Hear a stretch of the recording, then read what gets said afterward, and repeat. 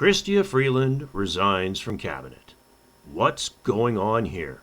Well, let's take a look. In her letter, she says that herself and Trudeau have been at odds with each other. Yet the real reason lies further down.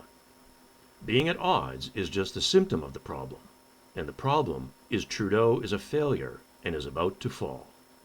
She wants to position herself as the leader of the party following his fall. And really, this trip is aimed at restoring, refreshing, strengthening the Canada-China relationship. We're quite proud. The Prime Minister has been given a fond nickname in China. He is called Trudeau, which I believe means potato. And he is, I can't say the Chinese word, it's Xian Trudeau, little potato. And she seems to think enough Canadians are stupid enough to buy into her as the next authentic leader. A real man of the people type, or woman, or person, or whatever so-called progressive terminology the Liberals come up with. Remember what Justin Trudeau says. To change the future of mankind. So we'd like you to... we would like to say people kind, not necessarily mankind. She says we need to keep our fiscal powder dry to fight a coming tariff war. That's rich, coming from the government that has racked up deficits and more debt than all the previous governments combined. And then to say that we need to work with the premiers for a Team Canada approach is laughable, considering how they forced them all on board the 91 Divok nightmare and constantly fight Western premiers over energy and carbon taxes. Then she panders to regular Canadians by patronizing them as being wise to him serving himself, and now she is for them. Pardon me? Then she says how our time in government will come to an end, meaning his government. Yet she will run again, having now garnered the favor of Canadians by abandoning him and his government, as she has now separated herself from him on the basis of fiscal responsibility and a forward vision of team building rather than egocentricity. This is all so ridiculous and transparent. They all serve self first, and all need to go. So where is Trudeau during all of this? Hiding out in a safe space, of course, just as he did when the truckers rolled into town. Remember, he suddenly got the sickness right then and left to a secret location where he could continue to lecture people from. This time he's hanging out at the Liberal Laurier Club, giving a speech about how much he loves the country, while his government crumbles around him. Apparently he's not too concerned, remember. And the budget will balance itself. Anyway, remember, this woman, just a few months after the truckers were in town, was out, unmasked, parading in a pro-Ukraine rally. She is literally the offspring of World War II fascist sympathizers, and has yet to answer adequately to that. Read about it here. And here, if you like. As for herself, she has a history in Russia that is unfavorably viewed by the Russians, that dates back to the 1980s. It's a good thing Freeland steps down because she's not up to fighting a tariff war anyways. Remember how she was almost in tears after failed negotiations on European trade talks? Moi, personnellement, je suis très déçue. J'ai travaillé très très fort, mais je pense que c'est impossible. Nous avons décidé de retourner chez nous.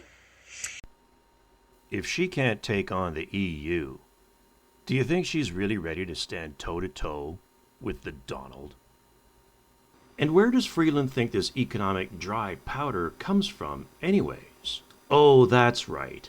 It comes from Canadians' bank accounts. She is the one who had the police and banks freeze accounts of dissidents in this country. And it comes from Canadian savings, too. Remember how she said Canadians' savings are an untapped stimulus? I want to thank you, first of all, for really zeroing in on the preloaded stimulus idea. None of us have a crystal ball, but economists like Ben, like Doug, have been pointing out that some Canadian households, and it tends to be the better off households, do have quite a lot of money that they've saved because there hasn't been that much to do in the pandemic. And certainly it would be great if that money could go towards driving our recovery. And I want to make an offer now to all of your listeners. If people have ideas on how the government can act to help unlock that preloaded stimulus, I am very, very interested. Maybe, as Doug Porter was suggesting, it happens by itself. That's the best case scenario for me. But if people have ideas on how we can really, try to unleash that, and particularly unleash it in the parts of the Canadian economy that really need support, tourism, hospitality, domestic services, let me know. Okay, thanks a lot, Amanda. And thank you for picking up on the preloaded stimulus. I love that report. Chrystia Freeland is our... So, should Freeland try now to overtake JT as leader of the party and run for Liberal government re-election and become the next Prime Minister? She might as well, considering as a Board of Trustees member for the World Economic Forum, she has essentially been JT's boss this entire time already anyways. She might as well take the reins openly. Justin will even tell you she's the one who guides the government. Thank you, Chrystia, for your words and for the incredible work that you've done day in and day out to direct our country in the right way, but also to make sure that we are standing up unequivocally for Ukraine every single day. Still don't believe? Well, then let Klaus Schwab tell you himself how Trudeau is one of his puppets. And Freeland, by default, as a board member, becomes his manager. When you brought the Young Global Leaders Program here for executive education and then the Schwab Fellows. But there are two countries in the world now in which the young global leaders have emerged. Tell us just a bit about that in terms of the governance. Yes, actually, this notion to integrate young leaders is part of the World Economic Forum since many years. And I have to say, when I mention now names like Mrs. Merkel, even Vladimir Putin and so on, they all have been young global leaders of the World Economic Forum. But what we are very proud of now is the young generation, like Prime Minister Trudeau, President of Argentina and so on, that we penetrate the cabinets. So yesterday I was at a reception for Prime Minister Trudeau, and I know that half of this cabinet, or even more half of this cabinet, are actually young global leaders of the World Economic Forum. And that's true in Argentina too. Wow. Yeah. Sorry. That's true in Argentina as well. It's true in Argentina, and it's true in France now. I'm with the president, who is a young global leader. But what is important for me is those young global leaders have an opportunity to come here. Right. And we have established a course now since several years. And I think this cooperation has a tremendous impact because being here for a week really creates a strong community. And we, in addition to the young global leaders, we have now the global shapers in 450 cities around the world. I just wonder, is there any... Oh, Canada.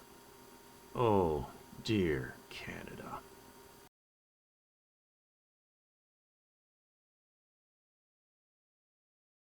Liking and subscribing really helps a small channel, so thank you so much.